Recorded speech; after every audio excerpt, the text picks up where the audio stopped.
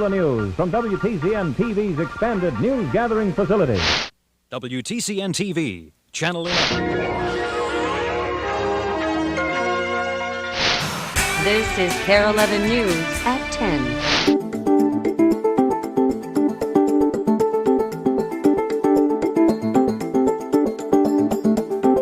On tonight's News 11 Extra, this whole month we'll take 20% of our audience back to their roots. That's how many people in our area have ancestors from nations around the Nordic Circle.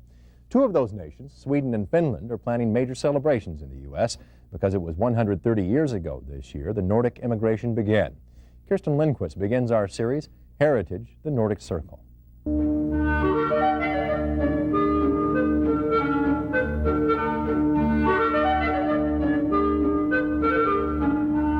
Hans Christian Andersen's Little Mermaid looks toward Copenhagen Harbor in Denmark, the same harbor that saw its people leave their homeland, never to return.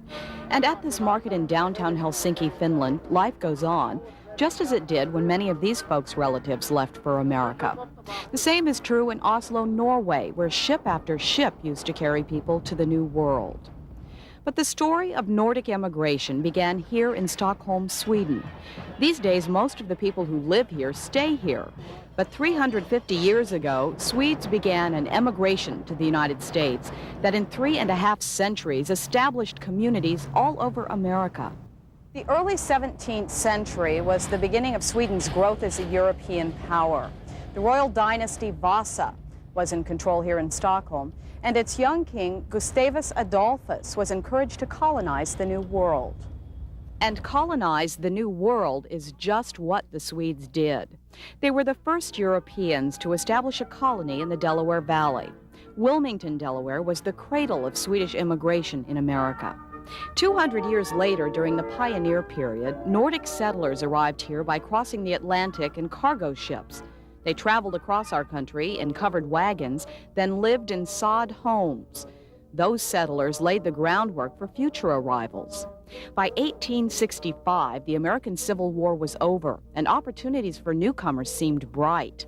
The mass movement of people from the Nordic countries to America skyrocketed. Individual states printed flyers to encourage immigration. The railroads were expanding, and they needed men to work. They offered free transportation and free land to anyone willing to move west. By the start of the 20th century, 1.5 million Swedes, 309,000 Danes, 800,000 Norwegians, and 300,000 Finns had left their homelands, all to settle in the New World. 350 years ago this year, a small colony of 200 people planted the seeds of our Nordic heritage, a heritage that's now a colorful thread in the fabric that is America. Kirsten Lindquist, Stockholm, Sweden.